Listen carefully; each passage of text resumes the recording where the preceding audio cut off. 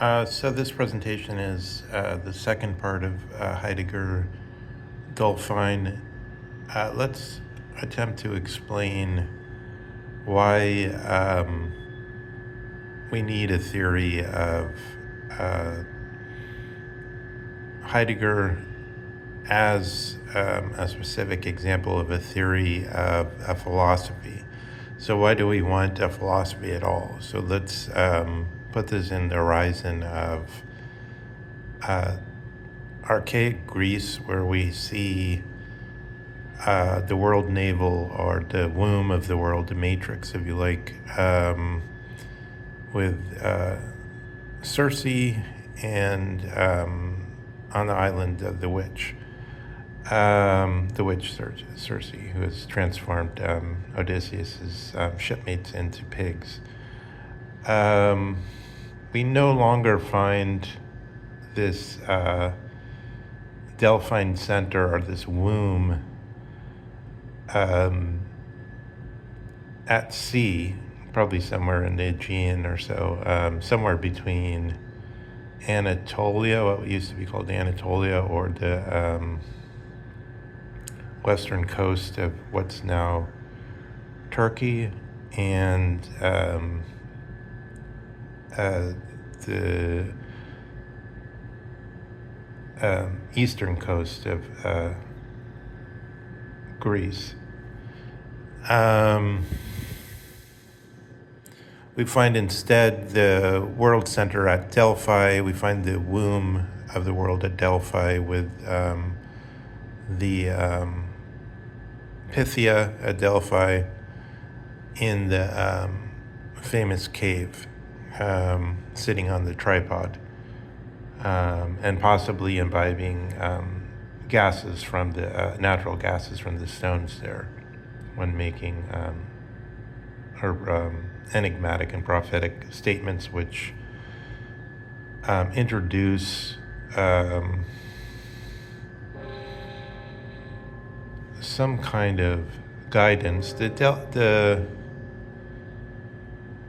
dolphin is already supposed to be a guide of Apollo and Poseidon into the irrational grain of man's fate, of the fate of Anthropos, putting aside the question of the male and the feminine, merely saying man's fate in order to say the fate of Anthropos, or the human fate. And this power that impinges on the human being, Fortuna, fate, the singular and unrepeatable. So in the horizon of causality, we could think you set up a probability distribution, and then, for instance, I remember many years ago, in the beginning of Scarface, Oliver Stone, who wrote the script for that, what he was thinking of is this boat people that were coming over from Castro's Cuba to Florida. And then people used to make these little presentations where they'd say, the conditions of the sea here are so bad, and the type of vessels they're using are so bad, that there's probably only 1 in 10 or something make it. And then, but the problem is, but what I want to get at is that when one actually does, I mean, supposing those were the statistics, I don't know, that might not be realistic, but it doesn't really matter for the example. But when something happens that's singular and it actually happens, then the statistics don't matter anymore. So for instance, with election's a one-time event. It's not like at a casino where the thing repeats again and again, and you can make a long study of the bell curve and all that. The one thing that happens is the thing that you really have to deal with, and for Trump, for instance. And then no matter how far that was on the black swan tapered edge of the bell curve, you have to deal with the thing that actually happens. That's the irrational grain, from the point of view of a rationalistic analysis by inference from the data of rational observation. Um, and then philosophy wants to say, so we're stuck with this irrational singular situation, but can we still do the yay saying and nay saying? Can we still say yes to some things and no to some things according to knowledge, according to something that would help us steer the ship? The dolphins are supposed to help us guide our way. Can there be a guide? And then, so this is a specific example of a philosopher trying to guide us would be Heidegger Dulphine. And that's what we're so you see what we're looking for is something that would sync up with the situation, whether understood as an irrational grain or as a situation where the irrational is contrasted with the statistical or in some other way, as the trial of tears of history, of the misery of bad leaders, good leaders, wars, etc. History is built up on bloody wars and etc., rather than the Hegelian version of there's a dialectic which leads eventually to a rational conclusion where the best form of government is selected out and the best the best scruples are selected out of all the possible scruples human beings can have in their education and in their breeding as human beings and in our training from youth onward, how to behave, what to favor and what to deplore. So when we're looking at personality in this sense, so we want to select a philosopher that has, obviously, that would be one, we have this horizon of, are they able to guide? And we can look at that through different general perspectives. And so we have to sort of, so in order to get into that whole idea, excuse me, in order to get into this whole attitude, we have to sort of put our intellectual baggage aside so far as we have inherited the rationalistic baggage, either through showing ourselves that the flight from reason is justified, because we have to deal with a singular situation, whatever the rational inference from the data told us that we could reliably expect. That might be good for sending rockets up, like maybe they work 99% of the time, and then the 100th time the rocket explodes and kills the passengers. But I mean, if that's good, but there's not so good simpliciter. Simply speaking, that's not so good. It's sort of a kind of a safer gamble, maybe, supposedly. So yeah, we put aside that intellectual baggage that's accrued during the last, as Ernest Gellner, the great theorist, anthropologist, put it, we had to put aside these 300 years of just solid, non-stop propaganda for the Aufklärung, or Enlightenment, and tried to look at it from the perspective of the philosophy. So from this perspective, one thing we can say is, let's try to look at why we're looking for a specific personality. So let's look at the data just from direct observation. If you speak to somebody, think about speaking to somebody in normal circumstances. Certain subject matter naturally arises, and people are more or less receptive to certain subjects. When you try to talk about philosophy, some people are ready to receive it and talk to you about it. Other people are immediately bored and don't want to talk about it. So like this, if you expand that, which is a factor that we observe every day, to the personality of the thinker or the philosopher, then you want the thinker who is the most receptive to the things that are the most essential for somebody who would expound guidance, who would in the older phrase, Leo Strauss has used this sometimes, he said, in the older phrase, guiding souls, for the one who would guide souls. That phrase is a little bit, maybe it doesn't quite work in our time, I think, because we've come through the Enlightenment and we don't talk that much about souls anymore. We have this horizon of sort of the 19th century could still speak of being haunted, certain concerns haunting the mind, right? Whereas it seems almost more appropriate for us to speak of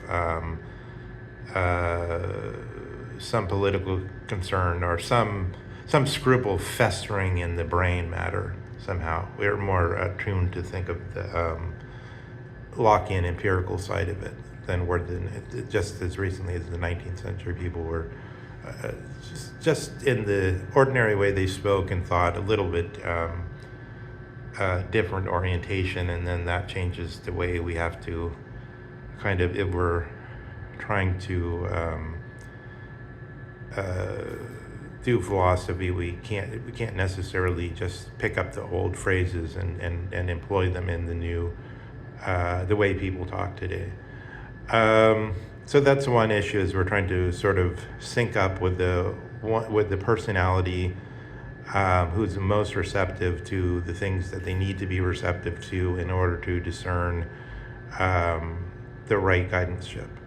And so then Heidegger Dulphine is an attempt at this through theorizing Heidegger as a Hermetic type, where Hermes is the messenger of the gods and said to be as fast as thought itself, and therefore possibly, so we're gonna have to investigate this, is Hermes identical to thought itself? So you have Zeus, who's the source of efficacious decay or justice, as then later theorized first in all kinds of traditions, song traditions, rhapsodic traditions, mythos, which really means just like the words past, stories, etc. But then later as theorized in the 6th century and onward, after it was by the sophists and then by the so-called philosophers. Possibly one should simply say the philosophers won out so that the sophists got a bad name. That's a long discussion that's been carried out by people by Jacques Derrida and many others.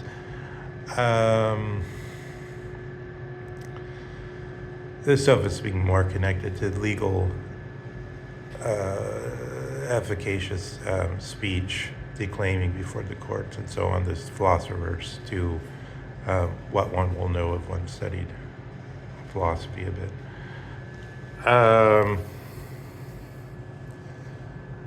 So the other horizon I want to set up is this. It's twofold. Is if you think of so let's get a sort of some let's pack our bags in a new way and acquire some new intellectual baggage according to personality theory. And one of the things we want a little toothbrush and a hygiene kit, which would tell us about, which would be a gadget that would sort of pack our mind with this idea, which would be one personality is either less or more, and we want the largest personality, which corresponds to the most. Kristen Stewart speaks of her actress in Chronology of Water, the one that starred in the film, as bouncing off of the world. So not contracted and trying to control things, but actually bouncing off of the world, which possibly corresponds in a way. This, I think the larger personality in a way, it has to bounce off the world to some extent, although when when this is taken to extreme, this could be interpreted as sort of just not having control or something, Kurt Cobain, something like that. It's a question of going with the stream of things, but also somehow navigating. The ship can't just, how does it say, like the surfer, the surfer has to go with the wave to some extent, right? So there's an image like that within the extremes of personality. But the simple image I want to draw is just I can't pronounce it properly. The Russian doll, Matryoshka doll. But in any case, the Russian doll, the wooden doll with the containment. So this is the idea in Carl Jung, is the larger personalities contain the smaller ones. So then the theory would be the Hermetic Hermes contains all the other gods. Zeus, Poseidon, Apollo, Ares, Apollo most associated with philosophy, Zeus with kingship, Ares with the spirit which bucks against kingship and causes friction. But all these personality types, which so we want to show, that will be the next step, but I'm not going to carry that out this time, is to show Heidegger in connection with actual other personalities, so we could see what cogency there is to the comparison by saying, look at the things Heidegger is attracted to, look at the things that he's immediately open to investigating and constantly flowing into him and he's constantly pursuing. Are they the most serious and cogent things? Are they the things that will help us to say yes or no, and to steer, or in other words, to steer the ship of our existence? I mean, we have the Buckminster Fuller image of the starship Earth and other things in contradistinction in some way to the notion of steering the polis. Which one should be taken more seriously, again, comes in within this intellectual baggage we have from the Enlightenment, which makes us kind of uncertain about how to hold the scales. Let's see, what's the other side? Just the largeness in terms of the Russian doll image is one thing, but this would leave us to saying possibly then you could just have the best human guidance, which, in other words, a human for other humans, but just relative to being the best human would not, truth relative to the best human would not really be truth. It would be like saying, if that means true only for humans. So this human, who is the fullest and most containing, can show us truth for the humans, but not truth for ants and not truth for redwood trees. So that wouldn't really be truth. It would be something else. Truth would have to be, if truth is simply truth, then it can't be just truth for humans. But there's, with some qualification in that, I think the difficulty with this is it could be that only human beings have access to the truth. And so just like you have to have a certain type of eye in order to see, the physical eye, in order to see in a certain way. Maybe the human beings are the conduit for getting access to the truth, and then the fullest human being is the one that has the full access to the truth, and then it really would be the truth and not just truth for human beings. But there's that question. So that we have to have two axes.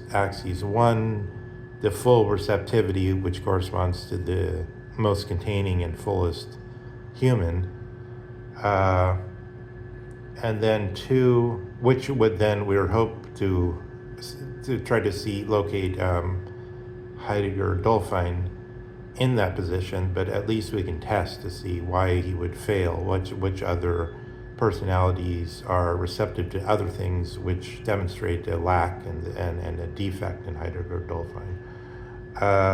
And we'll look at some big personalities such as Tolstoy, for instance, just to give a teaser preview, as it were, for the next one.